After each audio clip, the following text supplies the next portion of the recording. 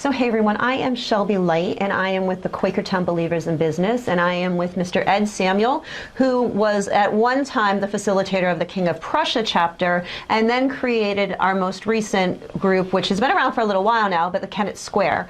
And the reason why we wanted to talk to you guys today about if you are traveling to maybe a BIB that you absolutely love and you're fed by this, but you're driving sometimes an hour. We've got people driving, you were driving over an hour and a half. Like, it was crazy. Let's talk about what we need to create a new chapter. If the Lord is leading you to think that there might be a need for a chapter close to where you live, let's talk about how you went about creating King of Prussia and then also Kennett Square. Well, it was really interesting. I was always searching for an organization where I could bring my faith and work together. And when I found BIB and I heard about it, I said, what's the nearest chapter to where I live? And it just happened to be Quakertown. So it was an hour, an hour and a half drive. But I also, when I went to the first meeting, I said, yep, this is it. This is what I've been looking for. And twice a month, I was making that trip back and forth. After about 6 months of doing that, I heard someone said, well, we don't have a chapter, near the turnpike, and I'm thinking, I think that was me. Oh, that was you? Yeah. Well, at that point, it was like, Lord, are you sending me a message here? And then I kind of raised my hand. I said, I'd be interested in starting that chapter in King of Prussia. But, the thing is, I would never have been able to start the chapter unless I really understood how BIB was functioning. Right. And you really have to attend some meetings, and not just one or two, but get to know the flow, what works, what doesn't work, what Scott Little, the chapter leader, was telling people not to do, to do. So he really gave me a good foundation. And then, we laid out a plan to go forward to make it happen. And, Shelby, you were part of a small group of people. 2 or 3 people got together and said, hey, we're going to support you. You were one. Sarah was one. And most importantly, you can't really start a chapter unless you have a number 2 or another person step up. And I had Joanne step up to be the prayer warrior and take that role. And I'm the chapter coordinator.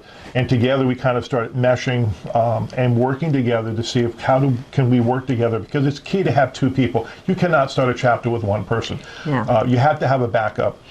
Facilitator, you need an administration, and then you need a prayer warrior. And I think it's really, all 3 of those key people need to be in place. And then the other thing that we look for when we're just for housekeeping, we want a closed room area.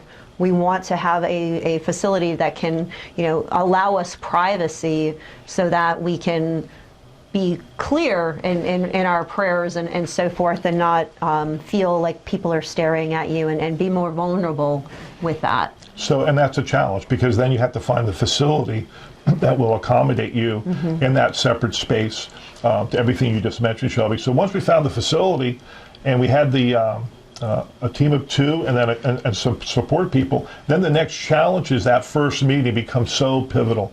That first meeting, you want to get 8, 9, 10 people there, because not all will become members, but you pray about it, you hope, and that if you have that first meeting and everything goes well, then maybe half, 5, 6 people become members, and then you have a really good core as a beginning point to go forward.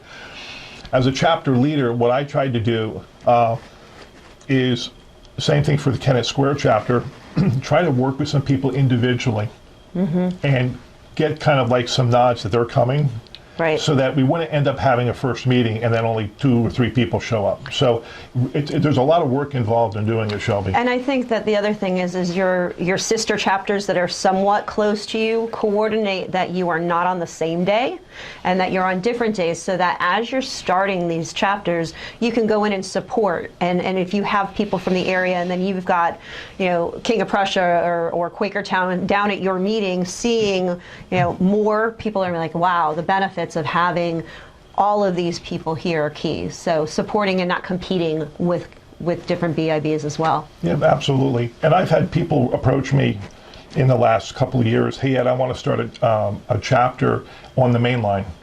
But the problem was it was only one person and they had no team of two to even start the conversation. They had no facility. So when I kind of laid this out, it was kind of like, well, it's probably not going to happen. Well, that's okay, because we don't want to put all the investment in of time and effort and then have it not, do well. Right.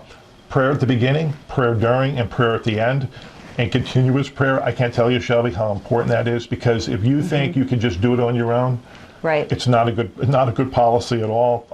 Have the Lord help you, and because He'll open up your eyes, your heart, your mind to other ideas, and even now today, new ideas continue to come, but they're not from Ed. I promise you.